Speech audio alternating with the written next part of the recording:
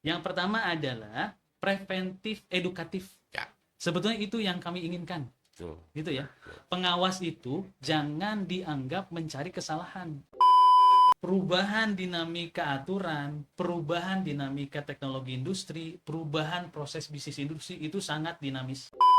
Buka ini Sekarang kan. mah kan IG aja udah pada tahu kan. Nah, betul. Nah, itu Maksudnya itu. tulis saja Wasnaker 5. Itu Oke. nanti muncul IG-nya, tinggal DM, "Pak, saya ada masalah DM di Oke, situ." clean.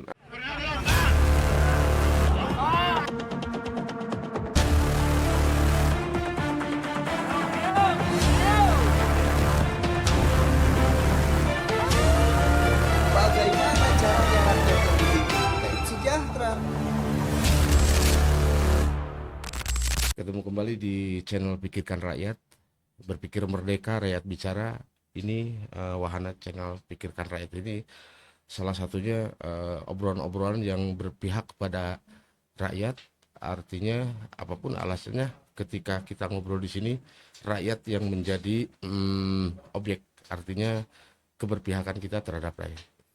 Alhamdulillah pada kesempatan ini kita kedatangan pejabat dari Ketenagakerjaan. Beliau adalah Kepala UPT Ketenagakerjaan Wilayah 5 ya, Wilayah 5, Laras. Pak Nugi. Pun. Selamat datang di channel kami. Hatur nuhun, hatur Oke, nuhun. ya kebetulan ini ada banyak ya, kita ngobrol yang ringan-ringan saja Pak. Artinya persoalan-persoalan yang memang menyangkut ketenagakerjaan, Betul. khususnya di wilayah Tasikmalaya aja Laras, misalkan. Laras. Ada hal-hal yang memang perihal ketenagakerjaan itu kan sudah jelas kalau ketika berbicara ketenagakerjaan gaji lah katakanlah Yeah. seperti itu harus sesuai dengan dasar apa sih Aturan namanya? UMR, Ya, UMK. UMR Ya, lah. gitu ya. UMR UMK. Nah, kenyataan di lapangan nih Pak. Ya. Kenyataan di lapangan misalkan salah satunya UMK Kota Tasikmalaya itu sekitar 2 juta sekian lah. 2.800.000. Ya, 2.800.000-an sekian. Tapi kenyataan di lapangan misalkan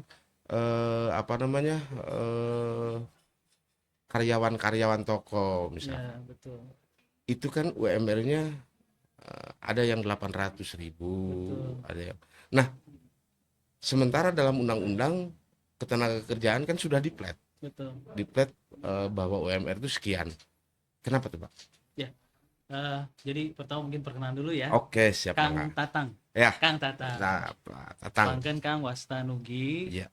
Alhamdulillah kebetulan per Juli saya ditugaskan sebagai bagian dari UPT Pengawasan Ketenagakerjaan Kang. Oke. Wilayah 5. Wilayah 5 ya.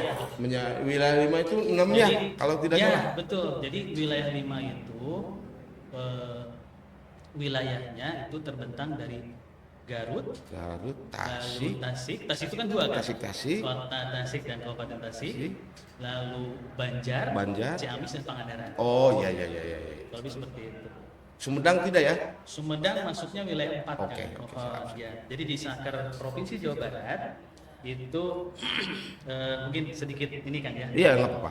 Pengenalan lah gitu. Jadi di Saker Provinsi Jawa Barat itu punya satu sekretariat, Iya. lalu 4 bidang teknis, baik itu terkait dengan peningkatan kapasitas pekerja, lalu juga penempatan pekerja, lalu juga terkait hubungan industrial, dan yang terakhir itu bidang teknis terkait dengan yang namanya pengawasan kan. Nah, bidang pengawasan itu koordinasi dengan 5 UPT yang ada di Jawa Barat. Jadi di wilayah 1, 2, 3, 4, 5 dan 5 itu adalah Tasik. Betul. Dan 3 badan latihan kerja kan, gitu, 3 BLK, 5 BLK. Nah, ada unik kan sebetulnya. Jadi UPT Tasik ya kan, cuman posisi kantor di Garut kan, gitu. Iya. Jadi dulunya memang di sini gitu di Tasik. Jadi ada satu dan lain hal, tapi juga alhamdulillah lah berkat pada saat itu mungkin ya diposisikan di Garut dan juga memang menjadi salah satu ini Kang, jadi memanfaatkan salah satu tempat yaitu Bakorwil kan. Oke, tahu ya. Kantor di Bakorwil, jadi di situ ada tiga cabang dinas yaitu Wasnaker 5, lalu juga yang kedua kehutanan, yang terakhir pendidikan. Lalu sekarang masuk nih ke Oke, tadi yang oke, akan ya, sampaikan, ya, ya, gitu ya, ya, ya. terkait dengan kenapa sih gitu ya penghasilan dari misalnya tenaga kerja itu bisa di bawah misalnya kurang lebih seperti itu ya kan ya. Betul. Seperti itu. Jadi sebetulnya di aturan sudah jelas kan. Jadi yang namanya pengupahan itu harus sesuai dengan peraturan perundangan. Betul. Misalnya sekarang kaitan dengan UMR. ada UMR, lalu juga UMK, UMK. lalu juga UMP, misalnya gitu ya, upah minimum provinsi. Dan biasanya lebih rendah dari UMK. Sebetulnya kalau di Kota Tasik, di Priangan Timur itu tertinggi kan 2,8 juta. Gitu ya. Dibanding misalnya yang terendah itu kalau tidak salah Kota Banjar. Kota Banjar. Garut di tengah-tengah gitu. Sebenarnya kalau dari sisi itu termasuk yang tertinggi. Tapi jangan dibandingkan dengan Bandung, Bandung ya, gitu ya. Paham, itu tinggi kan. Ya. Cuman ya tadi Kang ya, kita juga tidak bisa pungkiri kaitan dengan industri gitu ya. Mungkin kemampuannya seperti apa gitu ya. Kita bicara juga di situ. Ya, kita kan apa istilahnya secara ekonomi juga sekarang lagi lumayan berat kan gitu ya. Kemarin saya lihat Pak Kemenaker menyampaikan kuartal pertama atau sekarang dari Januari sampai dengan sekarang bulan apa ya? Juli ya. Juli. Itu PHK di Indonesia sampai 40.000 orang. Itu meningkat dari tahun sebelumnya. Tahun sebelumnya dengan waktu yang sama itu 30.000 orang dan lain sebagainya. Itu menandakan bahwa perekonomian ya sedang tidak baik-baik saja lah. Nah, itu ya, kan, ya. Nah, kembali lagi kan kami gitu ya di Wasnaker. Nah itu Kang, itu salah satu tugas kami untuk memastikan yang didapatkan, hak yang didapatkan oleh teman-teman para tenaga kerja, teman-teman para buruh untuk mendapatkan haknya sesuai dengan aturan perundangan. Kalau lebih seperti itu. Jadi kami bertugas di situ Kang. Kalau lebih seperti itu. Terkait itu menarik gitu. Kalau memang pengawasan betul ya. Artinya pengawasan ketika dapat case katakanlah seperti itu nanti kita laporkan ke sana misalkan seperti itu.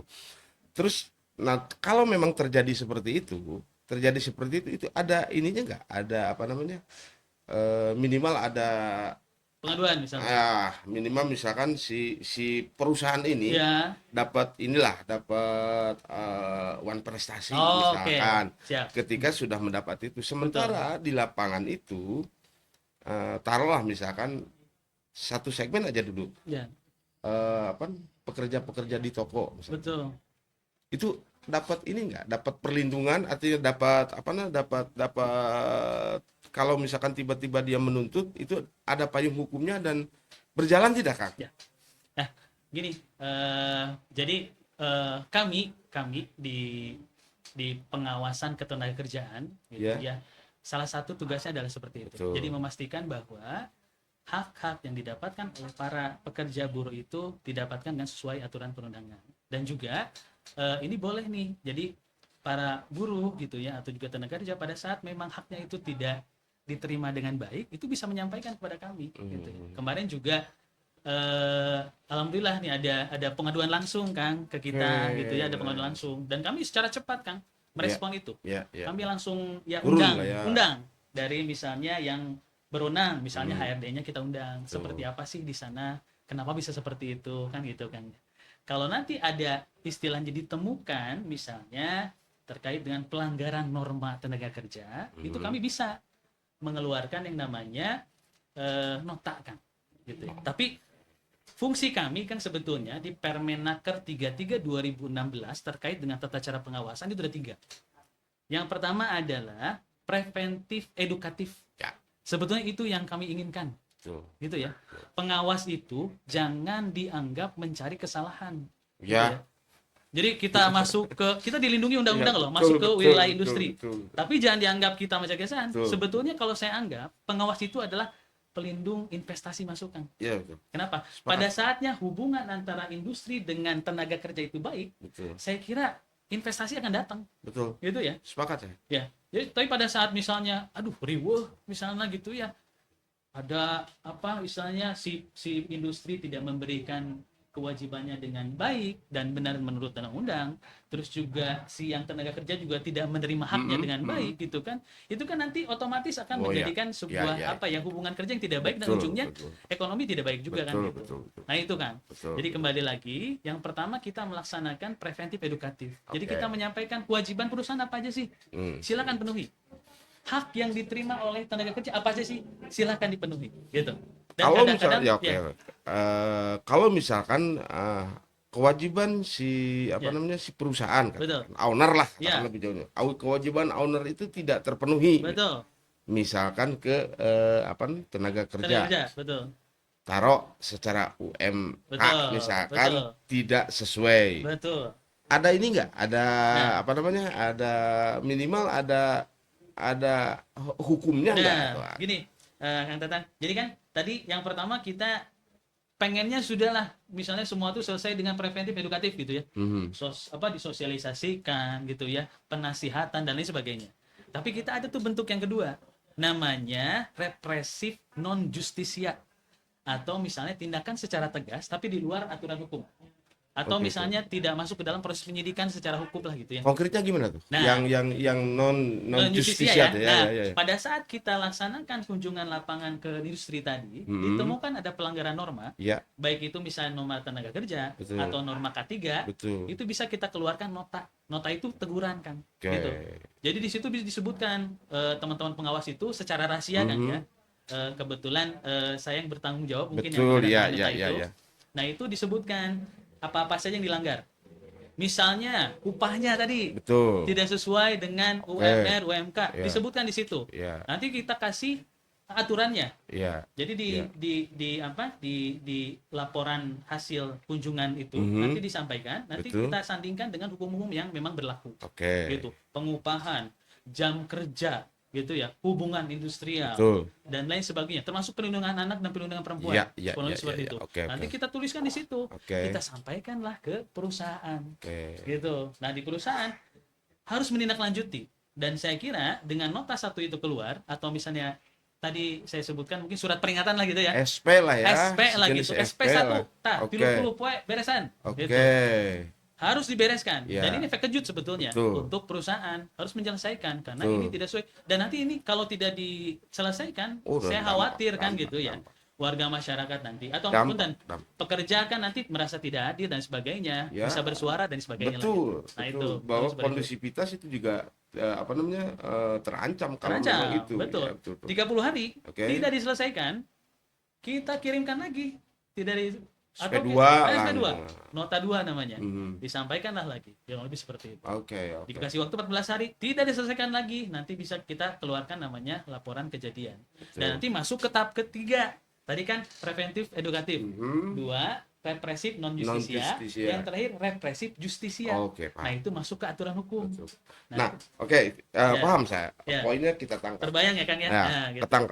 Kita tangkap, dan mudah-mudahan juga yang melihat podcast ini menangkap bahwa apa yang dikemukakan oleh Pak Kepala ini sebetulnya sudah gamblang.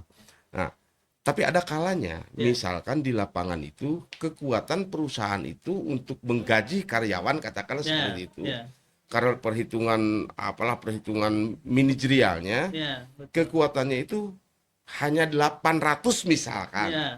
Nah, sementara itu kan bertentangan dengan aturan yang memang yang digelontorkan oleh pemerintah, harus sesuai dengan UMK. Tapi kekuatan ini hanya segitu. Gitu. Gimana tuh, Kang? Nah, ini memang berat sih ya. Jadi kan ini melihat di dua sisi ya. Betul. Di industrinya juga kita harus misalnya melihat kondisinya gitu ya. Termasuk juga di tenaga kerja yang memang harus dipenuhi dari masalah haknya gitu ya. Nah ini memang kita istilahnya ada satu norma namanya norma untuk bisa berserikat lah istilahnya gitu. Nah ini mendorong untuk satu perusahaan itu membentuk yang namanya LKS bipartit gitu ya. Itu dari unsur tenaga kerja, lalu unsur perusahaan. Nah di situ dicarikan solusinya, silahkan gitu. Jadi tidak paten sebetulnya. Si undang-undang ini tidak paten melihat kekuatan perusahaan kan begitu. Sebetulnya kalau aturan misalnya tadi melanggar norma-norma itu harus diselesaikan sebetulnya gitu ya. Tapi pada saatnya misalnya ada pertimbangan-pertimbangan dan lain sebagainya itu bisa biasanya bisa diseimbangkan lah gitu. Artinya si undang-undang ini tidak saklek berarti kan gitu. Kalau undang-undang ya saklek kan Ya. kalau kayak gitu. Kalau tadi dibilang misalkan, kita ngobrol aja. Tadi dibilang kalau undang-undang itu saklek UMK misalkan sekian, 2 juta sekian. Tiba-tiba ini perusahaan itu tidak kuat untuk menggaji 2, sekian. Kuatnya itu misalkan 1 juta atau 800. Betul. Nah, di sisi lain undang-undang itu berbicara ini, di sisi lain kita cari solusinya saja gitu. Misalnya di angka berapa perusahaan itu bisa menggaji? Kalau lebih seperti itu. Nah, terus eksistensi undang-undang ini gimana tuh? Kalau memang itu ada katakanlah ada obrolan, ada musyawarah dan sebagainya. Nah, posisi undang-undang ini berarti kenyal. Artinya ya bisalah selama ini bisa dibicarakan, undang-undang ini tidak mengacu kepada undang-undang. Kalau begitu, kalau yang saya tangkap gimana tuh kan? Itu nanti ada perjanjian kerja lah gitu, perjanjian bersama lah gitu. Diikat kontrak. Perjanjian bersama, betul. Diikat kalau kontrak, seperti itu, untuk bisa mengambil jalur tengah. Kalau seperti itulah. Kan kita gini kan, kadang-kadang gini ya, ayo kita cari solusinya lah gitu ya. Kita cari solusi gitu. Untuk ya istilahnya si tenaga kerja terlindungi haknya, dan perusahaan pun kan gini kan, resikonya misalnya pada saat perusahaan tidak bisa misalnya menyelesaikan kewajibannya gitu ya, kan ini bicara investasi kan gitu, kan terjadi tuh kayak di Cirebon, ayo kita dari serikat misalnya segala macam ya menyampaikan bahwa sudah kita misalnya demo gitu ke perusahaan, tahunya perusahaan ya sudah kami tidak mampu lagi membayar, keluar gitu ya. Dan pikiran perusahaan kadang-kadang kan pada saat mereka tidak merasa stabil di satu tempat, bisa saja mereka mengalihkan investasinya ke tempat lain. Itu juga harus kita pikirkan lah. Betul. Gitu. Kalau seperti itulah. Artinya undang-undang ini tidak saklek-saklek amat, adalah negosiasi katakanlah seperti itu. Kalau saya bicaranya undang-undang tetap saklek, tapi mari kita cari jalan. Iya. Kalau undang-undang tetap harus dilaksanakan kan. Betul. Makanya tapi tadi kan biasanya kita harus bicara juga terkait dengan win-win solution, gitu ya. Sepakat saya. Kita juga harus melihat tidak hanya di sisi buruh saja gitu ya. Yang namanya perusahaan, tapi perusahaan juga ada bentuk opsi seperti ini, jangan jadi istilahnya merasa juga termudahkan gitu. Ya kadang-kadang kan mereka itu mencari celah nih dengan adanya undang-undang yang katakanlah undang-undang. Nah, makanya saya bilang tetap undang-undang maka jadi hal yang memang jadi payung hukum lah. Dan mungkin pengawas pun ini akan melihat kepada perusahaan, eksistensi perusahaan, manajemen perusahaan. Betul. Tiba-tiba misalkan perusahaan yang memang di mata teman-teman di ketenaga kerjaan itu sudah skeptis demikian rupa, tapi di lapangan itu terjadi seperti itu. Nah, itu lain masalah mungkin ya. Ada teman-teman para pengawas ini yang saya kira saya angkat jempol lah buat teman-teman para pengawas ini, dengan ya istilahnya mereka itu kalau di Undang-Undang 3 tahun 51 kalau tidak salah terkait dengan pengundangan perburuhan itu sebagai fungsi negara dalam menegakkan hukum yang namanya ketenagakerjaan gitu ya. Itu berat kan. Kalau saya bilangnya sama seperti APH dengan yang lain gitu ya. Iya, aparat penegak hukum, karena bisa menentukan satu lembaga, satu organisasi itu benar atau salah. Dan bisa merekomendasikan bahwa ini salah saya. Nah itu kan kalau gitu seperti aparat penegak hukum kan, gitu, kepolisian kan gitu. Tapi memang dengan baju aparat sipil negara kan gitu ya. Kayak misalkan inilah kita lihat Pak Wamen ya. Pak Wamen dengan gayanya seperti itu dan sebagainya, itu kan sebetulnya di sisi lain luar biasa. Tapi di sisi lain juga ini jadi ancaman nih sebetulnya bagi mereka kan gitu. Yang misalkan tiba-tiba ada ijazah lah yang ditahan segala macam dan sebagainya. Nah, ini menarik nih. Tapi kan ketika menginvestigasi lah di lapangan, pernah tidak melihat ini, Kang? Bukan ini, Pak. Melihat bahwa ketika ada pengawas itu, kadang-kadang perusahaan itu kan cari muka tuh. Cari muka seperti itu. Padahal kita tahu tuh bahwa dia itu sudah melakukan pelanggaran. Tapi ketika datang ke sana dengan ini. gimana tuh? Karena kan teman-teman pengawas itu ngelihatnya administrasi, saya yakin. Betul. Administrasi. Betul. Padahal mungkin di hal-hal yang lain ada bocoran.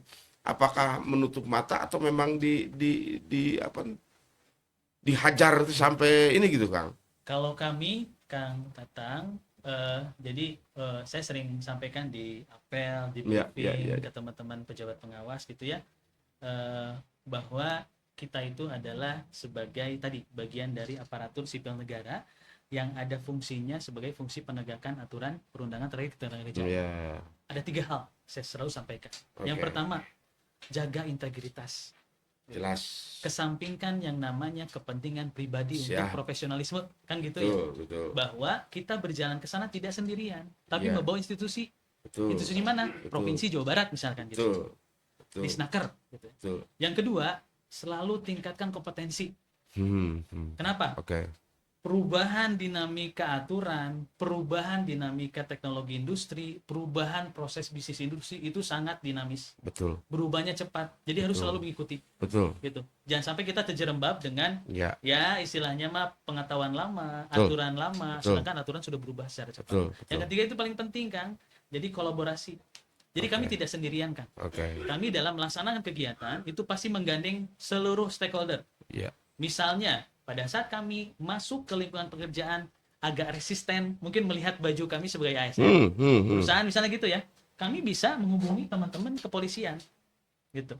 Melalui Korwas PPNS-nya, gitu kan ya, untuk bisa kami masuk. Sebetulnya kami sendiri sudah dilindungi undang-undang, gitu ya. Cuman kan ada hal-hal yang lain lah non teknis yang memang itu sedikit, agak sedikit ini nih, kita punya. Nah itu kan, jadi kami dengan Korwas PPNS kita kolaborasi dengan Disnaker Trans Kabupaten Kota misalnya, lalu mungkin dengan teman-teman BPJS baik ketenagakerjaan maupun BPJS Kesehatan, karena itu bagian dari norma kami seperti itulah.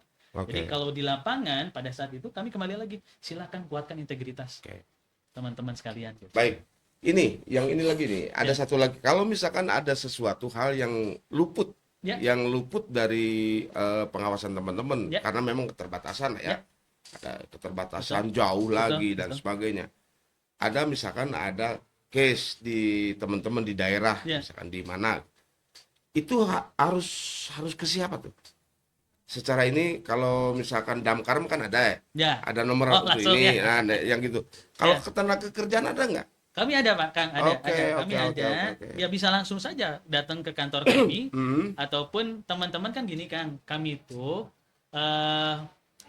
pejabat pengawas ketenagakerjaan kami itu bekerja 1 minggu itu terus ke lapangan, gitu ya.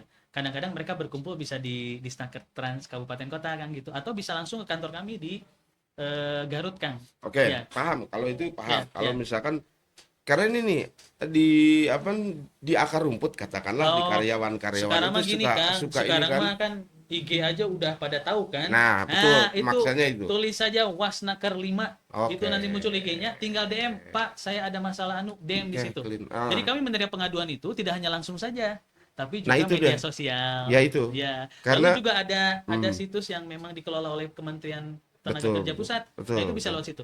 Nah, karena kan mereka itu di lapangan itu ya tahu sendiri lah, misalkan untuk datang ke kantor ada yang di tengah jalan apa dan sebagainya.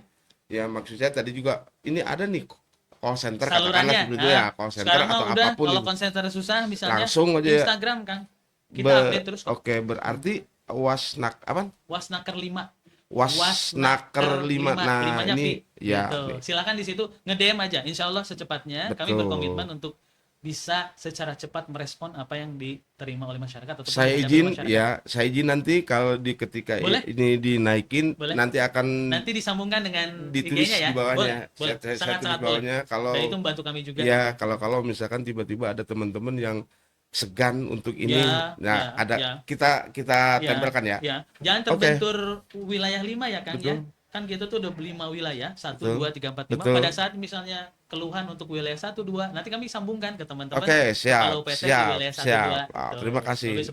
Ini mudah-mudahan ada teman-teman atau warga pikirkan rakyat. Nah, ketika misalkan ada hal-hal yang lain tentang ketenaga kerjaan itu nanti kita akan kasih tahu.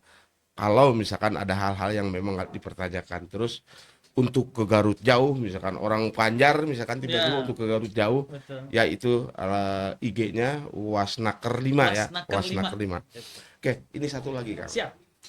Satu lagi pekerja-pekerja yang di lembaga-lembaga formal nih. Jadi tampi ya kan ya? Iya, bebas ini mah. Siap. Apa namanya? Pekerja-pekerja atau karyawan-karyawan di apa namanya? Di lembaga-lembaga formal. Misalkan salah satu contoh guru misalnya. Guru honorer. Hmm, hmm. Guru honorer kan dilindungi juga. Ya, Artinya dilindungi oleh ketenagakerjaan kan, dan dia berhak untuk masuk atau untuk menerima UMK kan, katakanlah seperti itu.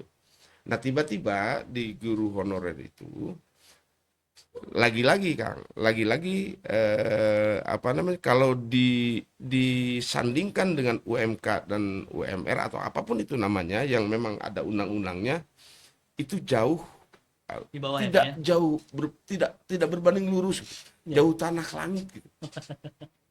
Tapi apa namanya, untuk karena itu dinaungi oleh yayasan, katakanlah yayasan punya sekolah, sekolah punya guru, gurunya honorer dan sebagainya, secara salary itu di luar gitu, jauh dari UMR. Nah yang ditegur yayasannya atau apanya tuh? Itu kan swasta ya? Ya Swasta ya? swasta misalnya. Bukan pemerintah ya?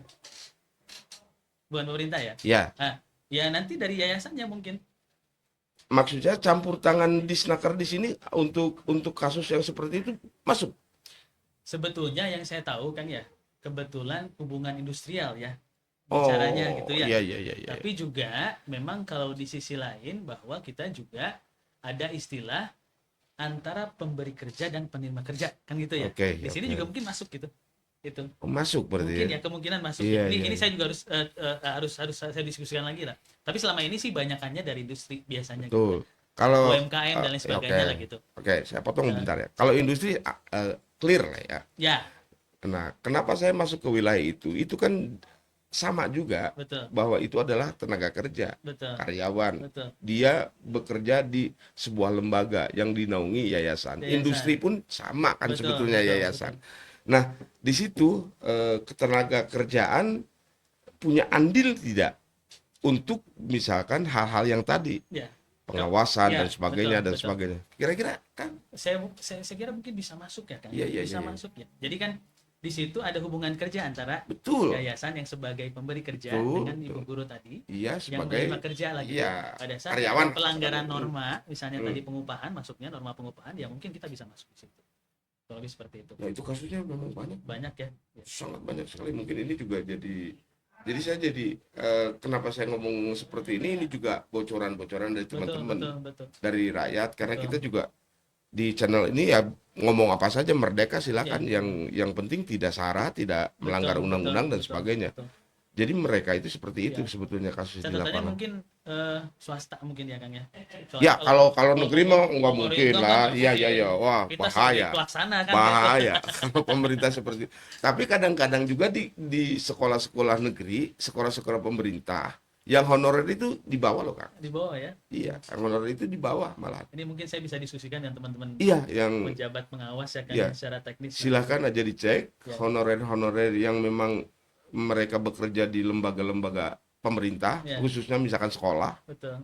termasuk THL misalkan. Iya, Kalau iya. THL dilindungi lah. Iya. Ini honorer yang konon bahwa itu juga dilindungi oleh mereka itu tenaga kerja juga Betul, gitu. betul, Itu betul. apalagi di swasta. Betul. Gitu.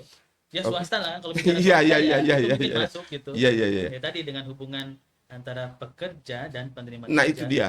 Gitu kan. Itu dia. Itu juga jadi apa namanya? Lama-lama itu bisa jadi bom waktu juga loh, Kang. Bom waktu ya Kang ya. Iya. Betul. Karena Ya, sekarang ini bisa jadi atensi. Muncul nih sekarang ada sekolah rakyat segala Ya, macam itu ya. kan menyerap tenaga kerjaan tuh. Ya. Nah, pertanyaannya apakah memang sesuai dengan UMR atau UMK? Nah, itu juga jadi bahan. Ya kalau kita mah sebagai pengawas Sikat. selalu mengikuti aturan yang Betul. berlaku lah gitu Kang.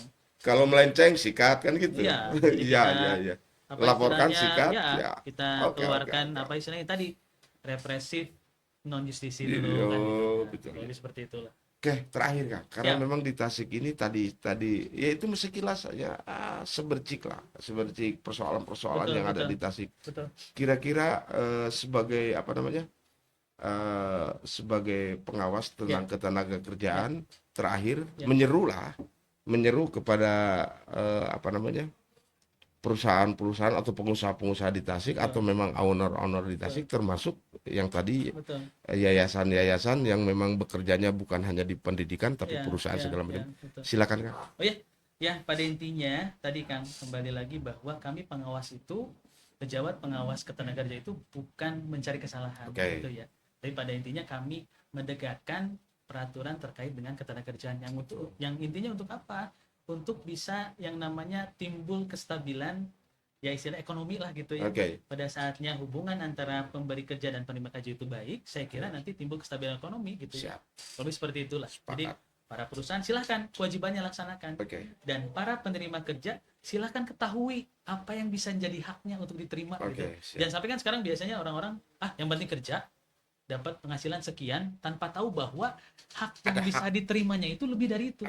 Seperti itu. Baik. Gitu, Kang Tatang. Baik. Begitulah pemirsa Dipikirkan Rakyat. Ternyata pengawas tenaga kerja ini jangan dijadikan apa namanya? Dijadikan momok itu bagi teman-teman, teman-teman perusahaan gitu ya. Atau yang bekerja. Malahan beliau-beliau ini yang akan menjaga marwah pekerja, baik hak dan kewajiban itu juga. Kalaupun ada apa-apa silakan aja, dan beliau ini terbuka untuk menerima masukan atau menerima kritikan termasuk keluhan-keluhan yang memang tentang ketenaga kerjaan. Kita ketemu lagi di channel Pikirkan Rakyat dengan episode yang lain. Assalamualaikum warahmatullahi wabarakatuh.